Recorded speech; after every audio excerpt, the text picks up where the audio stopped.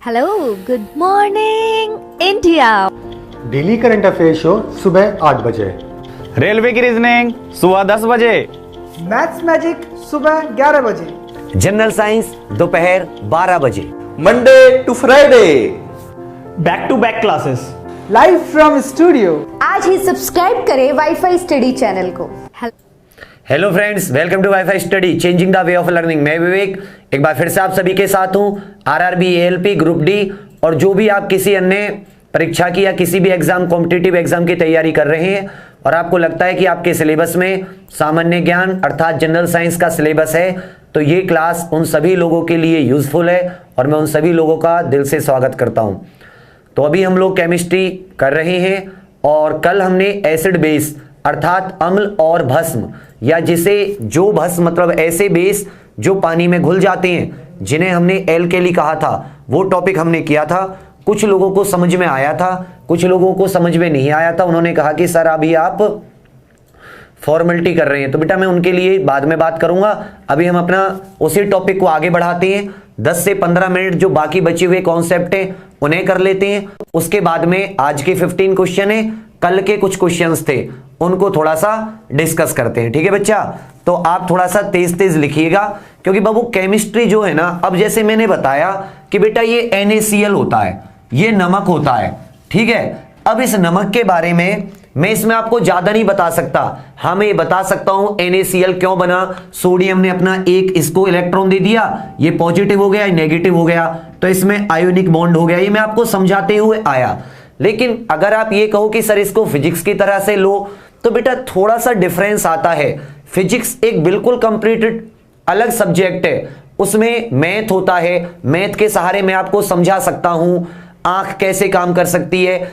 इसमें NaCl में इसमें सोडियम क्लोराइड, इसका नाम बता दूंगा, मैं बता सकता हूं ये नमक बनाने में काम आता है, नमक यही होता है नमक। इसको मैं बता सकता हूं ये NaHCO3 मतलब सोडियम बाइकार्बोनेट बनाने में काम आता है। तो इसके अलावा आप कहो कि इसको एकदम फिजिक्स की तरह इसको खोल बांध दो, तो वो बहुत प्रॉब्लम होती है, उसकी वजह से केमिस्ट्री कम समझ में आती है। दोष अब आप मुझे दे सकते हो, कोई दिक्कत नहीं है। थोड़ा सा देखेंगे आज और सीखने की कोशिश करेंगे। केमिस्ट्री में चीजों को थोड़ा सा समझा जाता है, थोड़ा सा इसमें एक तरीके से ये एनालिटिकल नहीं है जैसे फिजिक्स होती है। हाँ, जब आप बड़ी उसमें जाओगे, रिएक्शन समझोगे, लिगेंड समझोगे, प्लस माइनस, वो अलग सब्जेक्ट हो जाता है। लेकिन आपके लेवल पे हमें फैक्ट पढ़ने होते हैं, तो इसलिए केमिस्ट्री समझने में थोड़ी सी प्रॉब्लम आती है। फिजिक्स के जो क्वेश्चन होते हैं वो कॉन्सेप्चुअल आते हैं, इसलिए फिजिक्स को उस लेवल तक समझते हैं। केमिस्ट्री कॉन्सेप्चुअल नहीं आती, केमिस्ट्री में सिर्फ और सिर्फ फैक्ट दिए जाते हैं, इसलिए हमें समझने में प्रॉब्लम आती है। चलिए फिर भी कोई बात नहीं, मैं अपना कर्तव्य पूरा करूंगा, कोई दिक्कत नहीं है। ओके, मेरी कोशिश होगी आपको पूरी तरीके से समझाने की। अगर आप अच्छे से पढ़ेंगे, उसको रिवाइज करोगे, तो भरोसा रखिए एक भी क्वेश्चन बाहर नहीं जाएगा। इस बात का आप हमेशा भरोसा रख के चलिए। ठीक है, तो कल हम कर रहे थे, हमने स्टार्ट खत्म किया था कि एल्केली क्या होते हैं। तो मैंने बताया था एल्केली जिन्हें हम क्षार बोलते हैं। क्या बोलते हैं? जिन्हें हम क्षार, मतलब ऐसे बेस जो पानी में घुल जाते हैं, पानी के साथ क्या कर लेते हैं, जल के साथ रिएक्शन कर लेते हैं। हमने बताया था जैसे NaOH ये पानी में घुल जाता है, ठीक है, KOH ये पानी में घुल जाता है, और पानी में घुल के क्या देते हैं, OH negative hydro oxide ions देते हैं। तो उन्हें हम क्या कहते हैं, एल्केली कहते हैं, या हम उन्हें क्षार कहते हैं। और याद रखिएगा बेस तो और भी होते हैं, जैसे ZNO ये बेस होता है, लेकिन ये पानी में नहीं घुलता, ये एक भस्म होती है। बेस को भस्म, ये एक बेस होता है, लेकिन ये पानी में नहीं घुलता, तो हम इसको एल्केली या इसको क्षार नहीं कह सकते, क्योंकि ये पानी में नहीं घुलता। यहां से हमने एंड किया था, उसके आगे हम बढ़ रहे हैं। थोड़ा सा जल्दी हो गई थी, इस वजह से आप लोगों को समझ में नहीं आई थी। मैंने सोचा कि लिखने की चीजें हैं, शायद आप लिख लोगे, चलो कोई बात नहीं। तो इंपॉर्टेंट बेस डाल दीजिए, इंपॉर्टेंट बेस या इंपॉर्टेंट क्षार, जो भी आप कह लो इसको, भस्म या क्षार, जो हमारे डेली यूज में काम आते हैं। क्वेश्चन ये ऐसे आएगा। सबसे नंबर 1 कैल्शियम हाइड्रोक्साइड। देखो इसके फॉर्मूले से याद करना चाहो कोई दिक्कत नहीं है, कैल्शियम हाइड्रोक्साइड। अगर आप इसका पूरा नाम याद करोगे तो भी कोई दिक्कत नहीं है। एक चीज और मेरी आप सुन लीजिए थोड़ा सा, कि कैल्शियम हाइड्रो ऑक्साइड। ये ऐसे भी आ सकता है, मतलब हो सकता है फॉर्मूला ना दिया हो, ऐसे लिख कर दे रखा हो, इसका कंप्लीट नेम लिख कर दे रखा हो, तो भी आपको समझना पड़ेगा, याद करना पड़ेगा। मैंने क्वेश्चंस देखे हैं, कभी कभी फॉर्मूला आ जाता है, कभी कभी आ जाता है। इसको सिलेक्ट लाइम भी बोलते हैं। इसको क्या बोला जाता है? Slaked lime. ठीक है, तो कैल्शियम हाइड्रोक्साइड का कई जगह इस्तेमाल होता है, जैसे ब्लीचिंग पाउडर बनाने में। क्या बनाने में? Bleaching powder. Bleaching powder CaOCl2, calcium hypochlorite. Calcium hypochlorite, Hindi वाले भी लिख लें, कैल्शियम हाइपोक्लोराइट। ठीक है बच्चा, कैल्शियम हाइपोक्लोराइट ब्लीचिंग पाउडर, जिसे हिंदी में विरंजक चूर्ण बोलते हैं, ये बनाने में भी इसका काम आता है। उसके बाद में व्हाइट वॉशिंग। व्हाइट वॉशिंग, सफेद वाल पुट्टी होती है, जो सफेदी होती है घरों पे, व्हाइट वॉशिंग दीवारों पे, उसमें भी काम आता है। उसके अलावा पानी को सॉफ्ट करने में भी आता है, वाटर सॉफ्टनिंग, मृदु जल बनाने में, मृदु जल बनाने में। उसके अलावा जो लेदर होता है ना चमड़ा, तो लेदर से, लेदर की जो अपर सरफेस होती है उससे बाल रिमूव कराने में, हेयर्स को रिमूव करने में। जो चमड़ा होता है उसके ऊपरी परत से बाल हटाने के लिए, चमड़े होते हैं ना, स्किन से तो चमड़ा बनाया जाता है, तो उसके ऊपर जो बाल होते हैं उन्हें हटाने के लिए भी कैल्शियम हाइड्रोक्साइड का इस्तेमाल होता है। ब्लीचिंग पाउडर, व्हाइट वॉशिंग सफेदी, मृदु जल बनाने में, सॉफ्ट वाटर बनाने में, और लेदर जल मतलब लेदर के ऊपर बाल हटाने में। उसके बाद में आ जाता है NaOH, इसे कास्टिक सोडा भी कहा जाता है। क्या कहा जाता है इसे? Caustic soda. तो कास्टिक सोडा या इसे सोडियम हाइड्रोक्साइड भी आप कह सकते हैं। इसको हाइड्रोक्साइड और Na को क्या कहते हैं? सोडियम। तो ये साबुन बनाने में, सोप जो होती है, हार्ड सोप कह सकते हो, सोप्स बनाने में, साबुन बनाने में कास्टिक सोडा का। उसके अलावा पेपर, जो पेपर और टेक्सटाइल इंडस्ट्री होती है, पेपर और कपड़ा उद्योग वगैरह में भी काम आता है। उसके अलावा दवा वगैरह बनाने में, हाउस घरों को साफ करने में भी NaOH सोडियम हाइड्रोक्साइड का इस्तेमाल किया जाता है। नेक्स्ट आ जाता है मैग्नीशियम हाइड्रोक्साइड। मैग्नीशियम हाइड्रोक्साइड, इसको मिल्क ऑफ मैग्नीशिया भी बोलते हैं। क्या बोलते हैं? Milk of magnesia. Milk of magnesia, ऐसे हिंदी में लिख लीजिएगा इसको, मिल्क ऑफ मैग्नीशिया। देखो, जब हमारे पेट में हम कोई ऐसा भोजन खा लेते हैं जिसको पचाने, तो क्या होता है, कभी कभी तेलीय भोजन ज्यादा खाने पे, जब ऑयली फूड खाते हैं तो हमारे पेट में क्या निकलता है? HCl निकलता है। मैंने कल भी बताया था, हाइड्रोक्लोरिक एसिड। जब इसकी क्वांटिटी, मात्रा ज्यादा हो जाती है तो हमें बहुत ही बेचैनी फील होने लगती है, खट्टी खट्टी डकारें आने लगती हैं। तो क्या होता है, तब हम क्या लेते हैं? इनो लेते हैं, या क्या लेते हैं? Milk of magnesia. आपको पता है एसिड और जो बेस होते हैं वो एक दूसरे को न्यूट्रल कर देते हैं। भाई ये बेस है, ये क्या है? एसिड। एक दूसरे को न्यूट्रल कर देते हैं और क्या बन जाता है? सॉल्ट और वाटर, ये बन जाता है लवण, जिसे हम सॉल्ट कहते हैं, और पानी बन जाता है। और एसिड में से एसिड खत्म हो जाता है, बेस में से बेस। तो अब इस तरह की जो दवाइयां होती हैं जो एसिडिटी खत्म करने के काम आती हैं, उनको बोलते हैं एंट एसिड। क्या बोलते हैं बच्चा?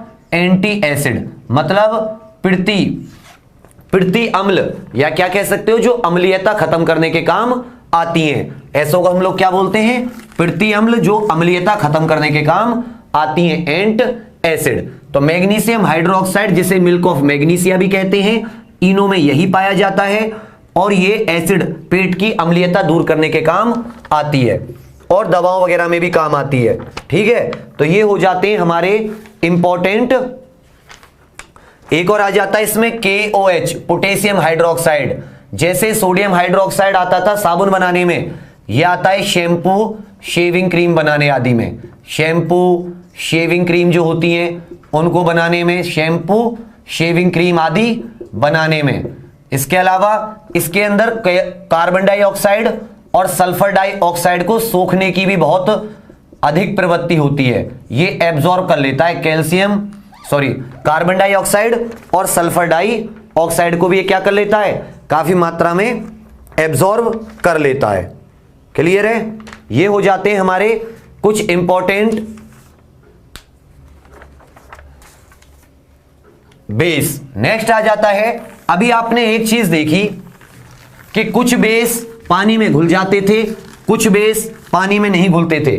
तो वहीं से कुछ ऐसे बेस भी होते हैं जैसे जिंक ऑक्साइड वगैरह, ये पानी वगैरह में ना घुल के ये एसिड में भी घुल जाते हैं। समझ लेना, ये एसिड के साथ भी रिएक्शन कर लेते हैं। कुछ ऑक्साइड जो होती हैं, और ये किसके साथ रिएक्शन कर लेते हैं, बेस के साथ भी। कहने का मतलब ये एसिड के साथ भी घुल जाती हैं, बेस के साथ भी। स्ट्रॉन्ग एसिड वगैरह कोई सा हो या कोई स्ट्रॉन्ग बेस हो, NaOH, KOH मतलब प्रबल क्षार या प्रबल अम्ल, तो ऐसी ऑक्साइड जो दोनों के साथ घुल जाती हैं, ऐसी ऑक्साइड जो दोनों के साथ घुल जाती हैं, उन्हें हम क्या कहते हैं, एम्फोटेरिक ऑक्साइड। क्या कहते हैं बच्चा, एम्फोटेरिक या उभयदर्शी। हिंदी में इसको क्या कहते हैं, एम्फोटेरिक या उभयदर्शी। एम्फोटेरिक का मतलब होता है ये दोनों के गुण शो करती हैं, ये एसिड के भी और बेस के भी। तो ऐसी ऑक्साइड जो दोनों के गुण शो करती हैं, इन्हें क्या कहते हैं, एम्फोटेरिक। कल मैंने गड़बड़ कर दी थी जल्दी में, H2SO4 को मैंने ब्लू विट्रॉयल लिखा दिया था, इसको ठीक करके लिख दो।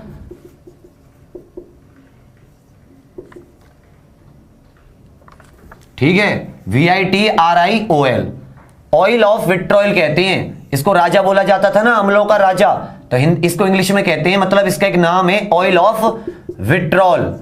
और जो हमने ये लिखा था, इसका नाम होता है ब्लू विट्रॉयल। ब्लू विट्रॉयल जो मैंने कल लिखवाया था ना आपको, मैंने H2SO4 को लिखवा दिया था जल्दबाजी में, ब्लू विट्रॉयल, उसको कहा जाता है ऑयल ऑफ विट्रॉयल। और CuSO4.5H2O कैल्शियम सल्फेट, इसको कॉपर सल्फेट को कहा जाता है ब्लू विट्रॉयल। इसको लिख लीजिए, कैल्शियम सल्फेट को क्या कहा जाता है, ब्लू विट्रॉयल। नेक्स्ट आ जाता है, अभी आपने एक दो चीज देखी कि जब कोई बेस किसी एसिड के साथ रिएक्ट करता था तो क्या बनता था, एक तो सॉल्ट बनता था और पानी। ये एक बेस है बच्चा, और ये एक एसिड है, अम्ल है, तेजाब है, और ये क्या बनता था, लवण, जिसे हम सॉल्ट भी कहते थे। ठीक है, तो सॉल्ट कई प्रकार के होते हैं। कुछ सॉल्ट होते हैं जो सिंपल होते हैं, जैसे ये NaCl, FeSO4। कुछ ऐसे सॉल्ट होते हैं जिनका करेक्टर एसिडिक होता है, कुछ ऐसे होते हैं जिनका करेक्टर बेसिक होता है, और कुछ ऐसे भी होते हैं, लिख लिया, oil of vitriol, blue vitriol. ये कल थोड़ी सी गड़बड़ हो गई थी, उसको ठीक कर लेना। तो ये क्या होते हैं, इसमें सॉल्ट बनते हैं। तो ऐसे ही कुछ सॉल्ट होते हैं जो 2 या 2 से ज्यादा मिक्सचर के होते हैं, मतलब जिनमें 2 या 2 से अधिक सॉल्ट होते हैं, तो उन्हें हम क्या कहते हैं, डबल सॉल्ट या द्विव लवण। तो इसमें बहुत ही इंपॉर्टेंट 2 सॉल्ट आते हैं, एक होता है पोटास एलम। क्या बोला जाता है, पोटास एलम, पानी को साफ करने में काम आता है, पोटास एलम। इसका फॉर्मूला लिख लीजिए, पूछा जाता है कभी कभी, K2SO4 Al2SO4 का होल ट्वाइस .24 वाटर। आपको यह भी पूछा जा सकता है कि पोटास एलम में जो पानी के मॉलिक्यूल होते हैं, वाटर मॉलिक्यूल, पानी के अणु, वो कितने होते हैं, 24। पोटास एलम, ये फॉर्मूला लिख लीजिए। एक होता है मोहर्स सॉल्ट, एक क्या होता है, मोहर सॉल्ट, ये भी डबल सॉल्ट का उदाहरण है। मोहर लवण, मोहर सॉल्ट, इसका भी मेडिसिन में इस्तेमाल होता है, आयरन प्लेटिंग में भी इसका इस्तेमाल होता है। आयरन के ऊपर किसी और चीज की प्लेटिंग चढ़ाने में भी मोहर सॉल्ट का एक कंडक्टिंग मटेरियल की तरह, इलेक्ट्रोलाइट की तरह इस्तेमाल होता है।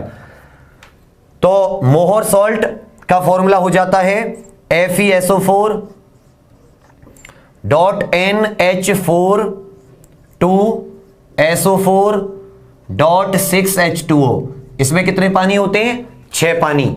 FeSO4.NH4 आयरन प्लेटिंग, लोहे के ऊपर किसी चीज की परत चढ़ाने के लिए, और potash annum cleaning of water,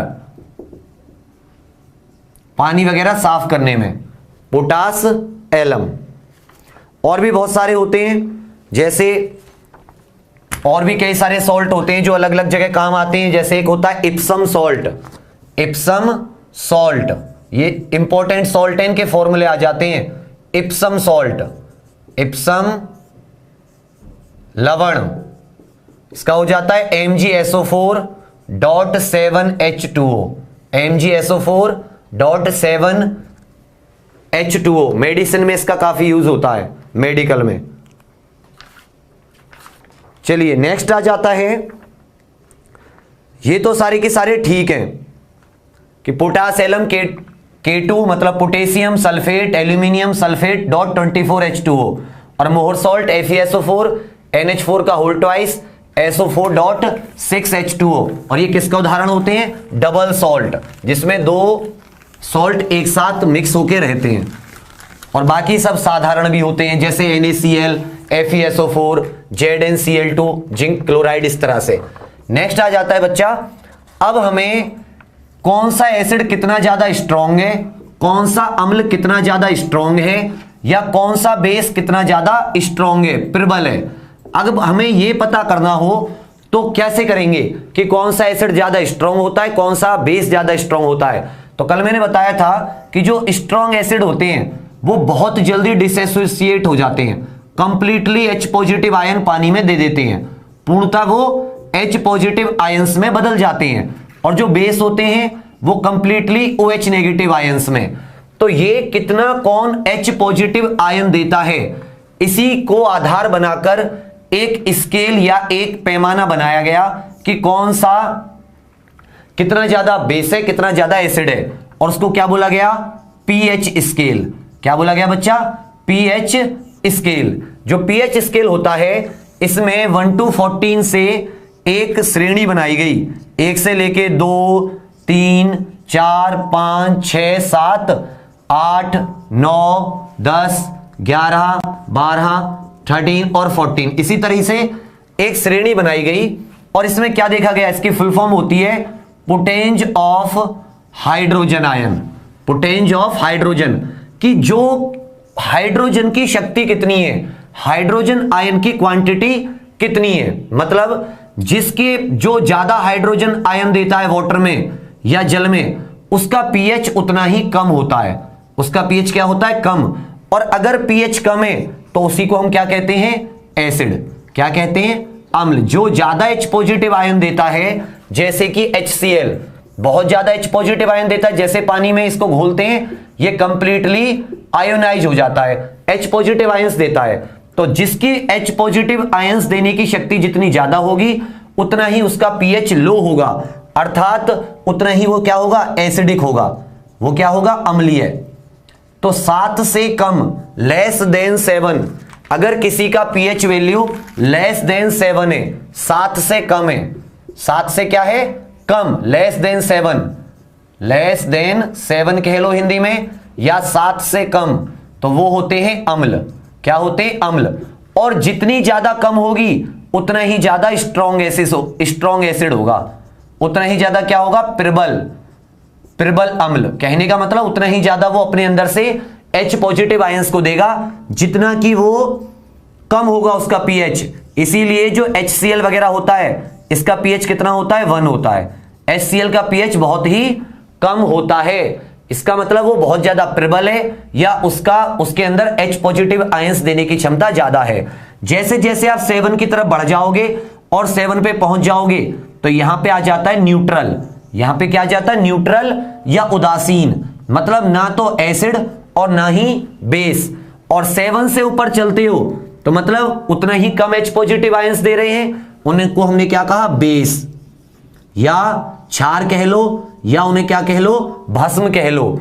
तो 7 से ऊपर, 7 से ज्यादा, मोर देन 7, जिसकी पीएच वैल्यू मोर देन 7 होती है, 7 से ज्यादा, मोर देन 7 या 7 से ज्यादा, उन्हें हम क्या कहते हैं? बेस कहते हैं अथवा क्षार कहते हैं। तो 7 से कम हो गया एसिड, 7 से ज्यादा हो गया बेस, 7 पे क्या हो गया? न्यूट्रल।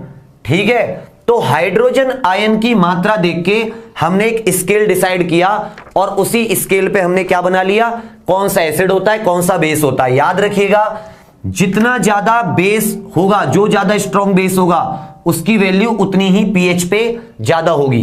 जैसे आपको पता है NaOH, सोडियम हाइड्रोक्साइड वगैरह, इनका पीएच बहुत ज्यादा होता है, मतलब 14 के आसपास। इसका मतलब ये बहुत ज्यादा स्ट्रॉन्ग बेस होते हैं। तो याद करने की जरूरत नहीं है, जो कोने पे हैं, इस तरफ हो या इस तरफ, वो अपने आप में स्ट्रॉन्ग होते हैं। राइट साइड पे आपको मिलते हैं बेस, लेफ्ट में जब आप चलते हो कम की तरफ तो आपको मिलते हैं एसिड।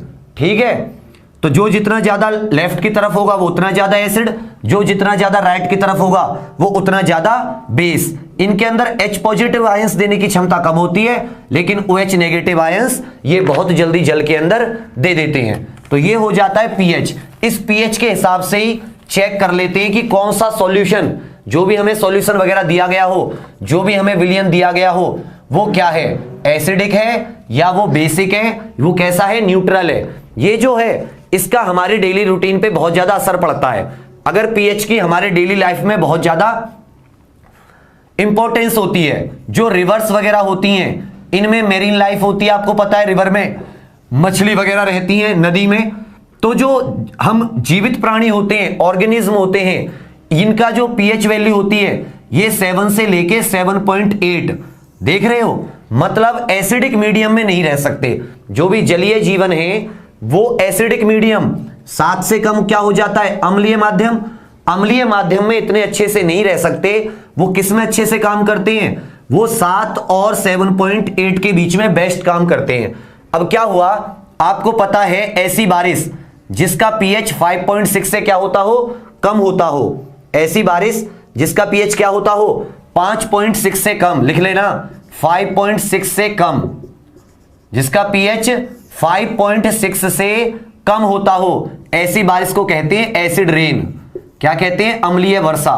तो अम्लीय वर्षा का पानी रिवर्स में जाता है, जिसकी वजह से रिवर क्या होती हैं, एसिडिक बन जाती हैं और मछली वगैरह मर जाती हैं। एसिड रेन सल्फर डाइऑक्साइड और नाइट्रोजन की जो ऑक्साइड होती है वो जब पानी में मिल जाती हैं तो H2SO4 बनता है, इसकी वजह से, और इसकी वजह से बनता है HNO3। और ये जब बारिश के साथ नीचे आ जाते हैं, ऊपर बादलों में पानी होता है ना, तो पानी के साथ मिलके सल्फ्यूरिक एसिड और नाइट्रिक एसिड बनाती हैं। और नाइट्रिक एसिड और सल्फ्यूरिक एसिड का जो पीएच होता है वो कम होता है, और जब ये नीचे आ जाती हैं बारिश के साथ तो पानी कहां पहुंच जाता है, रिवर्स में, और रिवर्स का पीएच गिर जाता है, जिसके कारण मेरीन लाइफ जो होती है वो बहुत ज्यादा इफेक्टेड होती है। उसके अलावा हमारे जो दांत होते हैं, कभी कभी आपने देखा होगा दांत में कैविटी लग जाती है, दांत में ऐड आता है कि कैविटी होगी, बच्चों को आती है ना कोलगेट के ऐड। तो उसमें क्या होता है कि अगर हमारे दांतों का पीएच 5.5, जो हमारे दांत होते हैं या जो हमारे टीथ होते हैं उनका पीएच 5.5 से कम हो जाए तो भी क्या बनने लगता है हमारे दांतों में, क्योंकि हमारे दांतों का जो इनेमल होता है, ये सफेद सफेद जो आपको दिखाई देता है, ये इनेमल सबसे हार्डेस्ट, पूरी बॉडी का सबसे कठोर पार्ट होता है। लिख लेना, ये कैल्शियम फॉस्फेट का बना होता है। किसका बना होता है, कैल्शियम फॉस्फेट। और जब हम रात में खाना वगैरह खाते हैं और हम ब्रश वगैरह करके नहीं सोते, तो जो बैक्टीरिया हमारे मुंह में मौजूद रहते हैं वो बैक्टीरिया उस खाने को फर्मेंट कर देते हैं, उस खाने को डिकम्पोज कर देते हैं, और साथ साथ क्या छोड़ते हैं हमारे मुंह में, एसिड छोड़ते हैं। और ये एसिड की वजह से क्या होता है, पीएच वैल्यू क्या हो जाती है, 5.5 से कम, और हमारे दांतों का डिग्रेडेशन या कैविटी बननी स्टार्ट हो जाती है। इसीलिए जब हम कोलगेट वगैरह का इस्तेमाल करते हैं, जिसे हम टूथपेस्ट बोलते हैं, तो टूथपेस्ट में क्या होता है, टूथपेस्ट थोड़ा सा बेसिक होता है। टूथपेस्ट की जो प्रकृति होती है वो कैसी होती है, क्षारीय है, कि हमारे मुंह में जो एक्सेस एसिड बन गया है उसमें जब बेस मिलता है तो आपको पता है एसिड और बेस एक दूसरे को क्या कर देते हैं, न्यूट्रल कर देते हैं, और हमारे दांत अच्छे रहते हैं। ठीक है बच्चा, समझ रहे हैं आप लोग। आपको पता है हमारे पेट में HCl निकलता है, उसका पीएच भी बहुत कम होता है, क्योंकि खाने को डाइजेस्ट करने में हेल्प होती है। एक तो बैक्टीरिया वगैरह मार देता है, और दूसरा काम जो स्टोमक होता है उसमें जो गैस्ट्रिक जूस होता है उसमें एक एंजाइम पाया जाता है जिसका नाम होता है पेप्सिन। तो पेप्सिन प्रोटीन को पचाता है, पी से पेप्सिन, पी से प्रोटीन। तो वो जो पेप्सिन होता है वो एसिडिक मीडियम में काम करता है, तो इसलिए हमारे स्टोमक में क्या निकलता है, HCl निकलता है, जिसकी वजह से पेप्सिन अपना काम अच्छे से कर पाता है।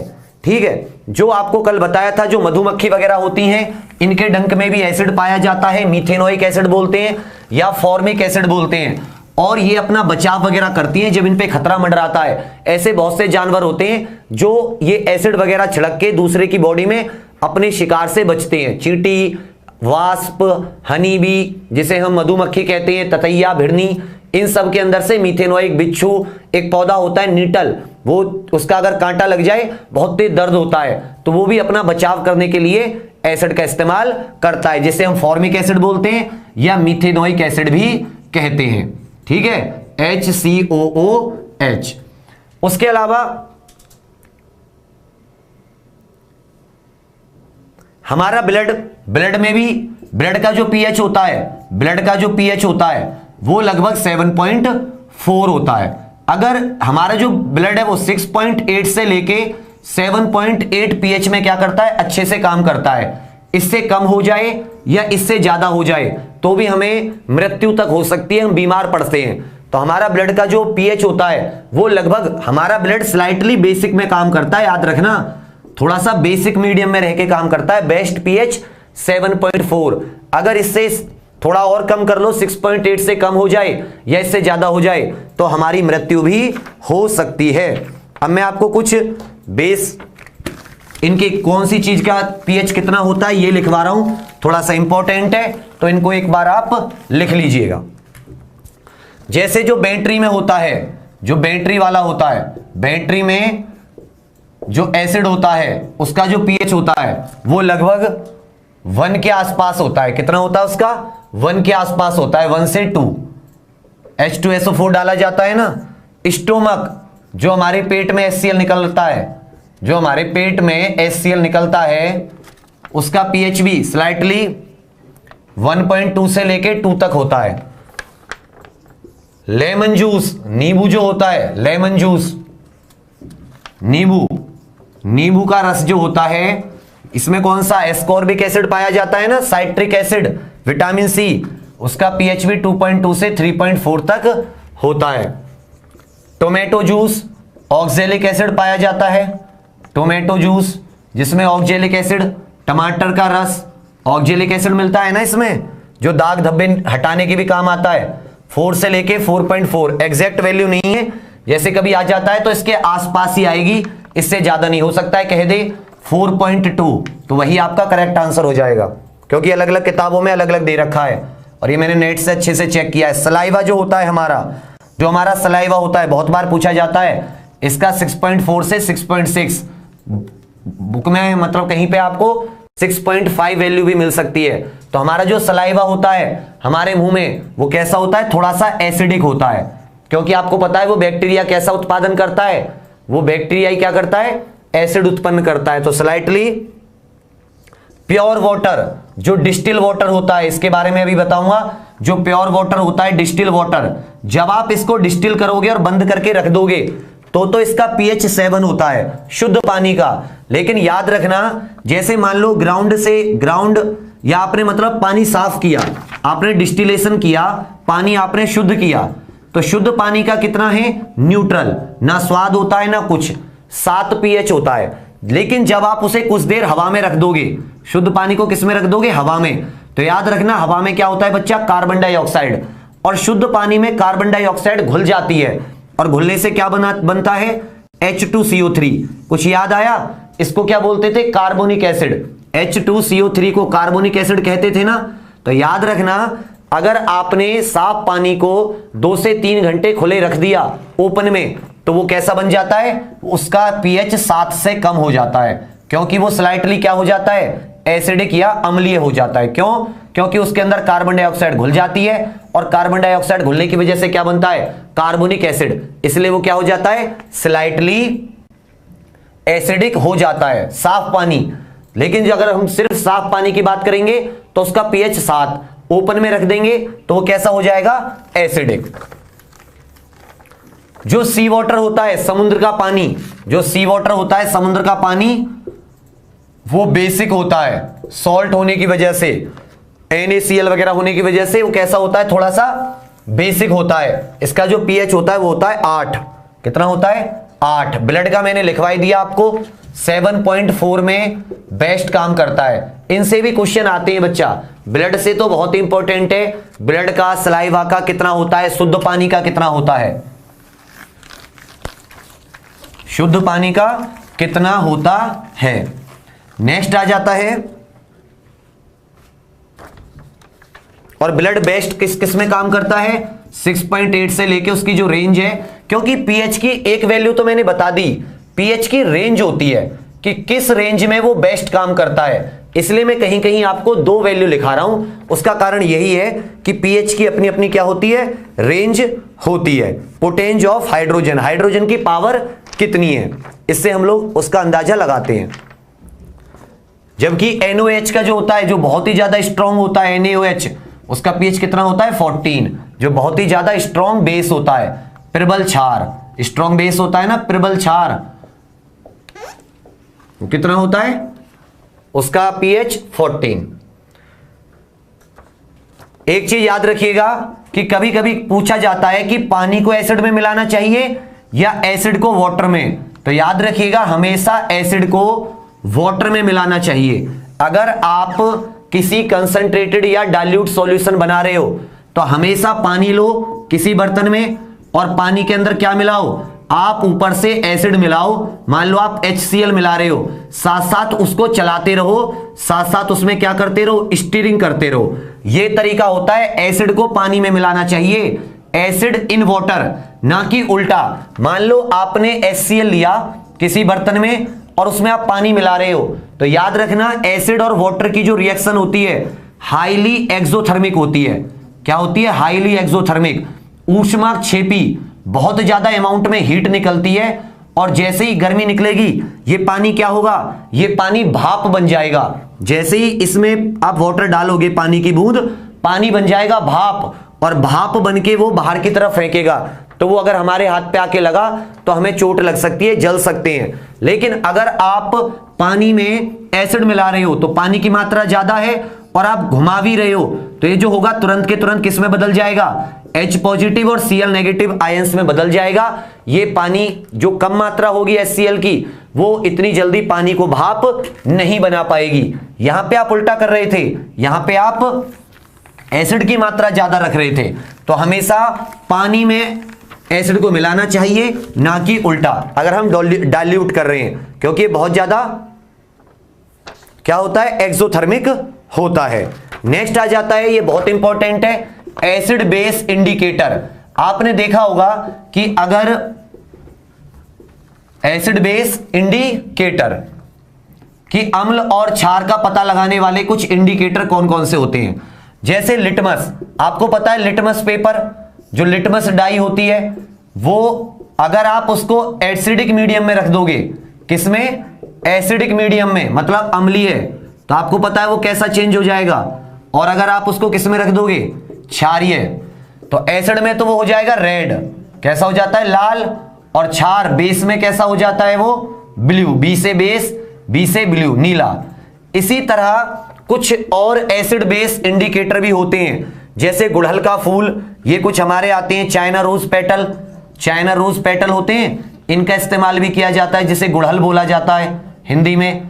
इसके अलावा और भी 2-3, पेट्यूनिया नाम का एक फ्लावर होता है, उसका इस्तेमाल भी किया जाता है। इसमें क्या होता है कि चाइना रोज पेटल जो होते हैं, गुड़हल के फूल, ये अम्लीय माध्यम में इनका कलर कुछ और हो जाता है, और बेस का जो माध्यम होता है उसमें इनका रंग कुछ और हो जाता है, तो इन्हें as a acid base indicator इस्तेमाल किया जा सकता है।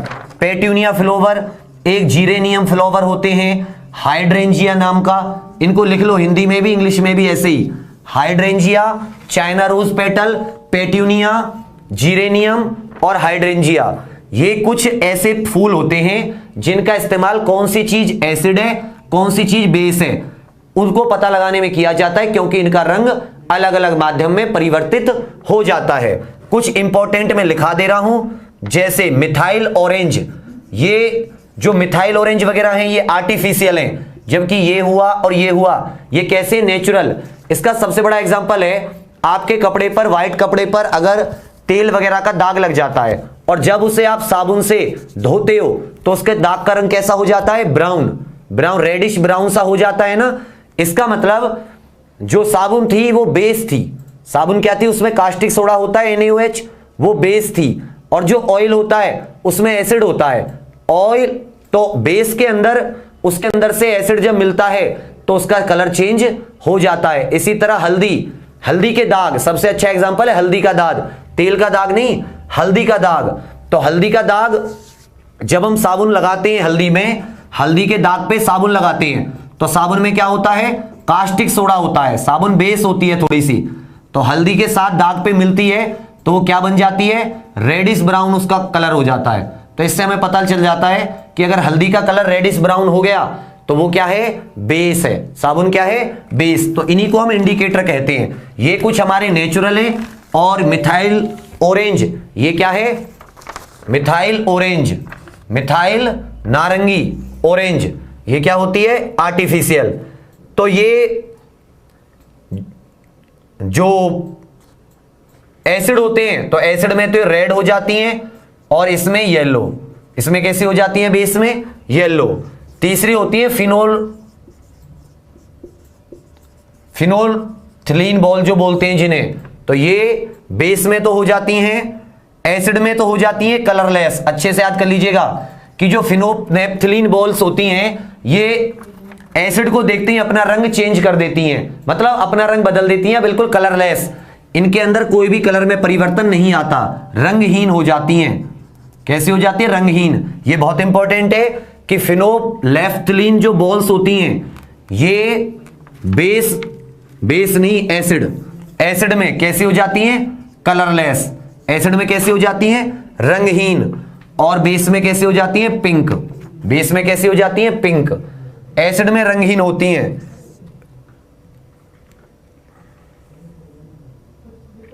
ये तीन बहुत इंपॉर्टेंट है। लिटमस पेपर एसिड में रेड और क्षार में नीला, और जो मिथाइल ऑरेंज होती है ये अम्ल में रेड ही होती है, दूसरे में येलो।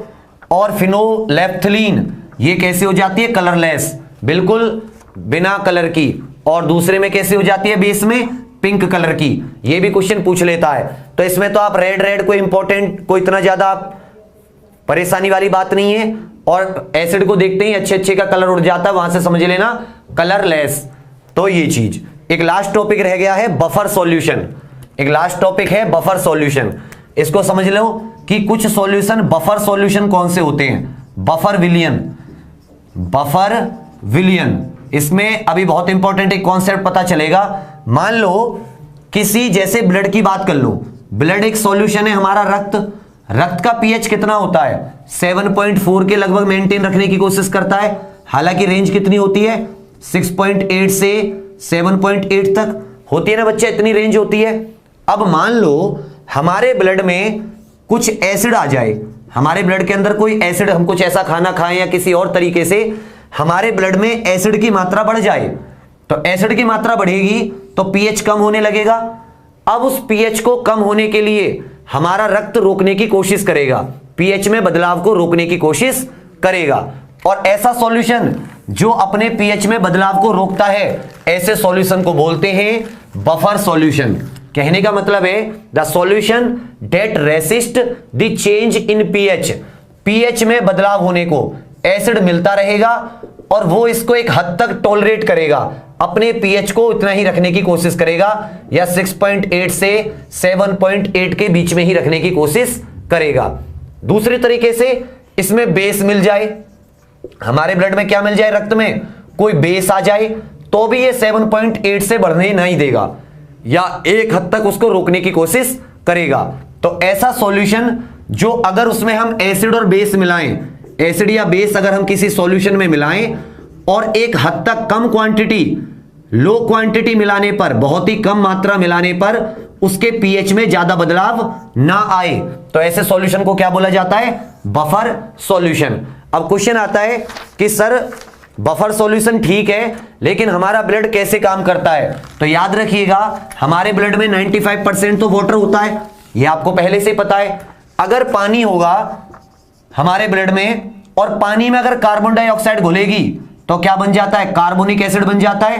जब हम एनर्जी का इस्तेमाल करते हैं, खाना हमारी माइटोकॉन्ड्रिया में जलता है, तो आपको पता है कौन सी गैस बनती है? Carbon dioxide.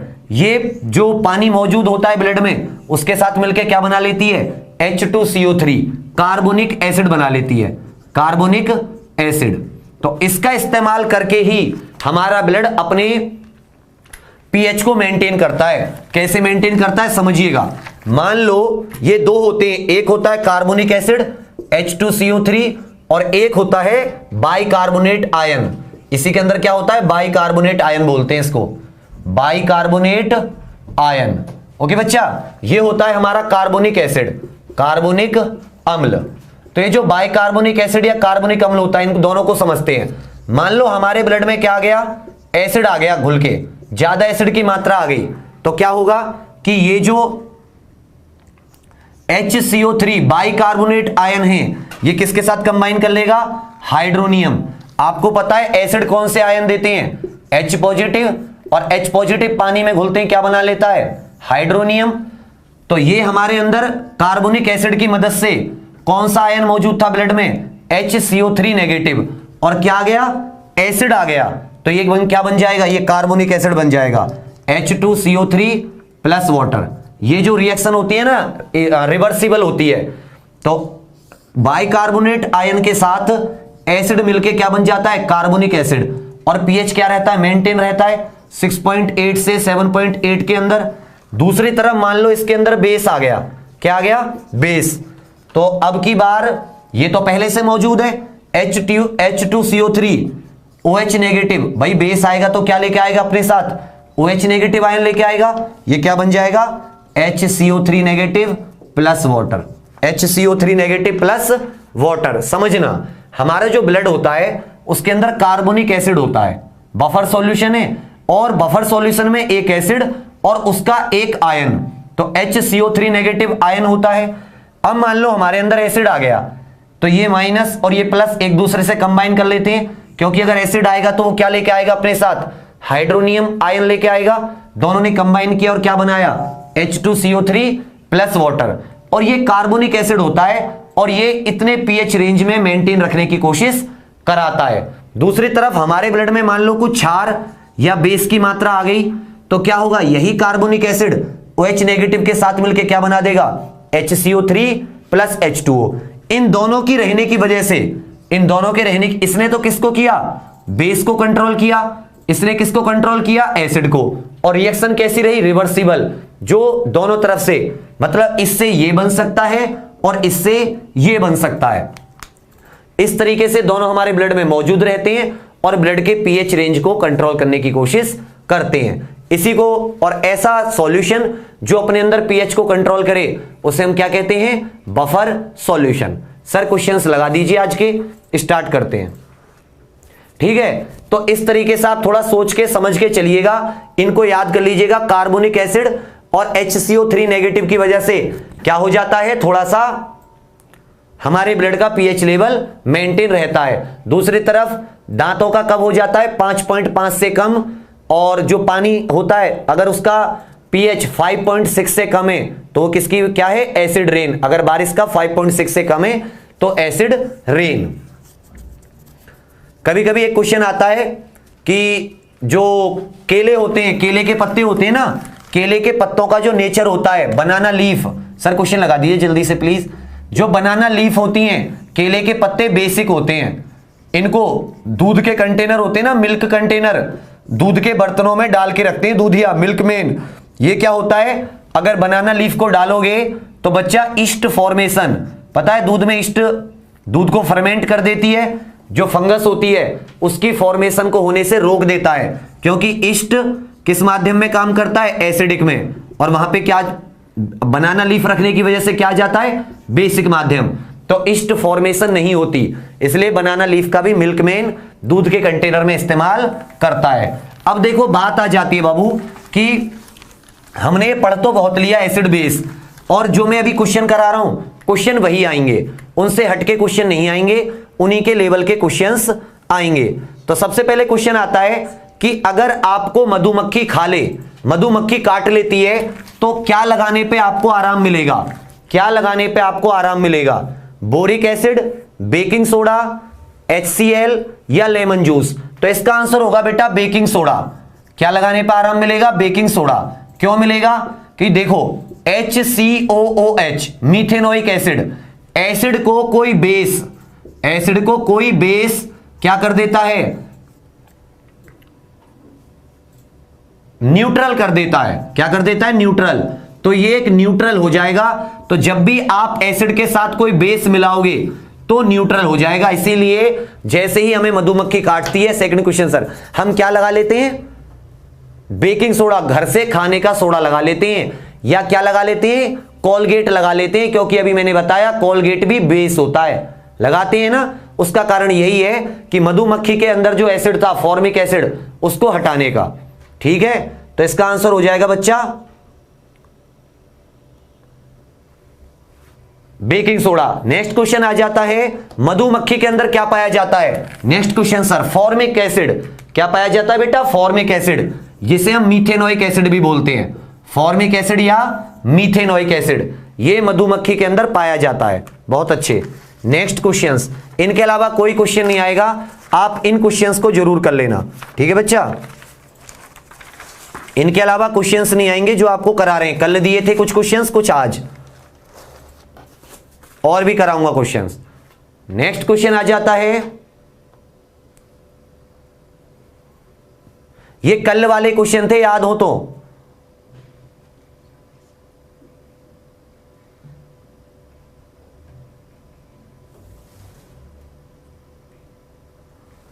हमारे dash is produced in our body, हमारी बॉडी में क्या प्रोड्यूस होता है? HCl।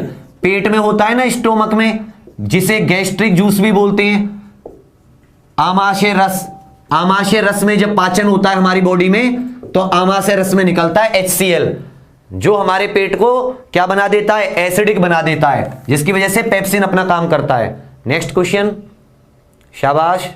ये कल वाले कुछ क्वेश्चन थे जिनका मैं आंसर नहीं दे पाया था।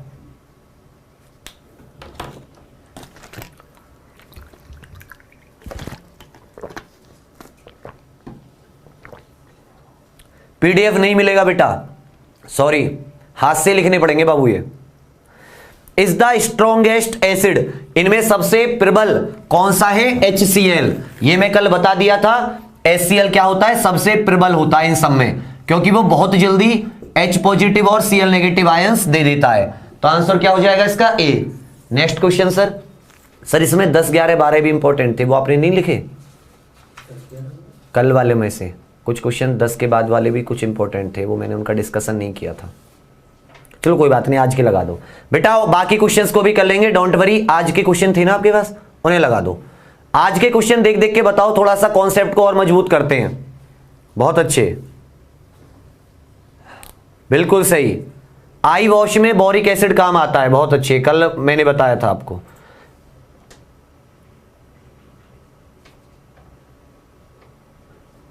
ये मैंने एक पुराना क्वेश्चन दे दिया था आपको। आपने कौन सा क्वेश्चन लगाया? 21, 22, 21 नहीं लगाया? ठीक है। 22 ये जो क्वेश्चन लिखा हुआ है, इसमें कहा गया है कि जो कोवेलेंट बॉन्ड होते हैं उनका बॉइलिंग पॉइंट जनरली लो होता है। जनरली लो होता है क्यों? क्योंकि इनके अंदर वीक इंटरमोलिकुलर फोर्स होता है। डी। सर आज के लगा दीजिए, आज के लगा दीजिए। इसका आंसर क्या हो जाएगा? ये मैंने पुराना एक क्वेश्चन दे दिया था, पुरानी चीजों को ताजा करने के लिए। उनके अंदर इंटरमोलिकुलर फोर्स, अंतर आणविक बल कमजोर होता है, जिसकी वजह से उनका मेल्टिंग पॉइंट और बॉइलिंग पॉइंट कम होता है, कुछ मतलब ज्यादातर का। लेकिन अगर आप ग्रेफाइट की और डायमंड की बात करोगे तो वो एक्सेप्शन है, उनका बहुत ज्यादा होता है। इसका डी आंसर होगा। ये मैं पहले करा चुका हूं कोवालेंट वाले में, ये मैं कोवालेंट वाले में करा चुका हूं। क्वेश्चन नंबर 1 आज का, क्वेश्चन नंबर 1 आज का दिखाइए। इसमें नहीं है, दिखाओ ना मुझे, एक सेकेंड, उधर नहीं आ रहा, स्लो नेट। इसमें क्या है? इसमें कुछ बता रखा है कि विच वन इज इनकरेक्ट। तो इसमें क्या है? अरहेनियस ने कहा था H पॉजिटिव आयंस देते हैं, बिल्कुल सही। ब्रोंस्टीड ने कहा था कि वो H पॉजिटिव आयन को डोनेट करते हैं, उसी को उसने प्रोटॉन नाम दे दिया। याद रखिएगा, उसने H पॉजिटिव को ही प्रोटॉन नाम दे दिया है, क्योंकि सिर्फ प्रोटॉन ही तो बचे। अगर अपना एक इलेक्ट्रॉन हाइड्रोजन ने दे दिया तो क्या बचा उसके अंदर, प्रोटॉन ही तो बचा। दूसरी तरफ ल्यूविस एसिड वो होते हैं जो lone pair of shared electron को स्वीकार करते हैं। ये तीनों के तीनों सही हैं, तो इसका आंसर हो जाएगा नन ऑफ दीज, इनमें से कोई भी गलत नहीं है, क्योंकि ये सारे के सारे सही हैं। नेक्स्ट क्वेश्चन सर, तो पहले का आंसर हो जाएगा डी। क्वेश्चन नंबर सेकंड है, क्वेश्चन नंबर सेकंड कि आर्हेनेस के अनुसार भस्म जल में OH नेगेटिव देते हैं, बिल्कुल सही बात है। ब्रॉन्स्टीड और लॉरी के अनुसार ये H पॉजिटिव आयन को स्वीकार करते हैं, एक्सेप्ट करते हैं, ये बात भी सही है। और जितने ल्यूविस बेस होते हैं उनमें इलेक्ट्रॉन दान करते हैं वो, मतलब उनके पास इलेक्ट्रॉन ज्यादा होते हैं, तो बात सही है, ऑल आर करेक्ट। सेकंड का भी क्या हो जाएगा, डी। क्वेश्चन नंबर थर्ड, ये बेटा मैंने कॉन्सेप्ट बताने के लिए लगा दिए क्वेश्चन कि H पॉजिटिव आयंस देते हैं जल में, ये आर्हेनियस ने कहा था एसिड के बारे में। OH नेगेटिव देते हैं, ये भी बेस के बारे में। ये एक्सेप्ट करते हैं H पॉजिटिव को, ये बात भी ठीक है। और लोन पेयर ऑफ इलेक्ट्रॉन जो होते हैं, ये मैं बता चुका हूं, लोन पेयर ऑफ इलेक्ट्रॉन उसको दान करते हैं, डोनेट करते हैं। नेक्स्ट क्वेश्चन आ जाता है कि all alkali are bases, all bases are alkali both A and B. जल्दी बताइए, तो क्वेश्चन नंबर थर्ड का आंसर क्या हो जाएगा आपके अनुसार, ए वाला। ऑल एल्केली बेस होते हैं, बल्कि ऑल एल्केली क्या होते हैं, बेस। क्यों होते हैं, क्योंकि NaOH ये एल्केली है, क्योंकि ये पानी में घुल जाता है, वाटर में घुल जाता है, और जो वाटर में घुल जाते हैं उन्हें क्या बोलते हैं, एल्केली। तो इसका आंसर क्या हो जाएगा, ए। फोर्थ का आंसर क्या हो जाएगा, क्वेश्चन नंबर थर्ड का आंसर ए। जबकि सारे बेस नहीं होते, ZNO ये पानी में नहीं घुलेगा, ये बेस नहीं है, ये वही एल्केली जो पानी में घुलते हैं उन्हें एल्केली बोलते हैं। तो जितने भी एल्केली होते हैं वो बेस होते हैं, लेकिन ये बेस है, लेकिन ये पानी में नहीं घुलेगा, तो ये एल्केली नहीं है। Question number 4, incorrectly match sodium bicarbonate का फॉर्मूला दे रखा है, NaSCO3 बिल्कुल सही है, वॉशिंग सोडा भी सही है, H2SO4 जिसे हम ऑयल ऑफ विट्रॉयल कहते हैं, ये मैंने आज ही बताया, बिल्कुल सही है। डी वाला गलत है। जिप्सम, जिप्सम एक सॉल्ट है, जिप्सम क्या है, एक सॉल्ट, इसका फॉर्मूला होता है क्वेश्चन नंबर 4 का डी, CaSO4.2H2O। आधा नहीं होता, आधा POP का फॉर्मूला होता है, प्लास्टर ऑफ पेरिस। अगला क्वेश्चन, आधा प्लास्टर ऑफ पेरिस का फॉर्मूला होता है, डी वाला गलत है। अच्छा, थर्ड में इनकरेक्ट पूछा था, अच्छा incorrect, okay. Question number third में बेटा इनकरेक्ट पूछा था, तो ऑल बेसिस आर एल्केली, आपका आंसर सही था क्वेश्चन नंबर थर्ड का बी भी। मैंने सोचा गलत सही पूछा है, क्योंकि मैं ज्यादातर सही को देखता हूं, इसलिए क्वेश्चन नंबर थर्ड का बी कर लेना। उसमें ये पूछा था कौन सा इनकरेक्ट है, मैंने बता दिया कौन सा करेक्ट है। अगर करेक्ट है तो ए वाला, क्योंकि ऑल एल्केली बेसिस होते हैं, और इनकरेक्ट है तो बी वाला, इनकरेक्ट पूछा है तो। Which of the following is a artificial indicator, तो मिथाइल ऑरेंज, मिथाइल ऑरेंज क्या होता है, आर्टिफिशियल इंडिकेटर होता है, ये आर्टिफिशियली बनाया जाता है। जबकि लिटमस लाइकन से मिलता है, चाइना रोज तो फूल है, और टर्मरिक हल्दी ये भी एक नेचुरल इंडिकेटर है। बेटा उसे POP कहते हैं, प्लास्टर ऑफ पेरिस, जिप्सम से ही मिलता है, उसमें पानी मिला दोगे तो दोबारा जिप्सम, लेकिन जिप्सम नहीं कहते, जिप्सम में दो लगे होते हैं 2H2O, जिप्सम में क्या लगे होते हैं, दो पानी। सर सारे क्वेश्चंस को लाइन से लगा दीजिए, सारे क्वेश्चंस को लाइन से लगवा रहा हूं, एक बार ट्राई कीजिएगा, और मैं आपको वो दे दूंगा इसका कल की तरह आंसर्स पिन कर दूंगा अभी, ठीक है। पिछली दोनों क्लासेस के भी पिन हुए पड़े हैं, चेक कर सकते हो। टूथपेस्ट कैसा होता है, टूथपेस्ट बेसिक होता है, क्वेश्चन नंबर 6 का बी। टूथपेस्ट कैसा होता है, बेसिक होता है। सारे लगवा दे रहा हूं बेटा, इनके आंसर्स भी अच्छी लगे तो लाइक करना मत भूलना, बिना कहे नहीं करते हो। बाकी 2 दिन की छुट्टी है, जितना रिवाइज है फिजिक्स और केमिस्ट्री का अब तक का सब कुछ रिवाइज कर लो। आपके पास जो भी ऑब्जेक्टिव बुक है, अगर आप ये सोचो कि बिना ऑब्जेक्टिव बुक के आप करोगे, तो मैं आपको बहुत क्वेश्चन दे रहा हूं, 15, 20, 10 सारी क्लासों में मिल रहे हैं, लेकिन फिर भी आप एक्स्ट्रा भी क्वेश्चंस करने की कोशिश कीजिए, चाहे उन्हीं को बार बार रिवाइज कीजिए। जितने क्वेश्चंस क्लासों में हुए हैं आप उन्हें भी रिवाइज कर सकते हैं 2 दिन में। बेहतर कर लो इसको अच्छे से। और सोमवार से हम और देखते हैं, क्योंकि अब आपको रटन विद्या लानी होगी सोमवार से, सिर्फ रटन विद्या। अब वो वाली केमिस्ट्री आएगी रटने वाली। ऑक्सीजन को ऑक्सीजन कहते हैं, नाइट्रोजन को नाइट्रोजन कहते हैं, ये सब वाला। उसमें कोई समझने वाली खास चीज नहीं होगी। आंसर में कमेंट में डालता हूं, लाइव के बाद में जो कमेंट आती हैं।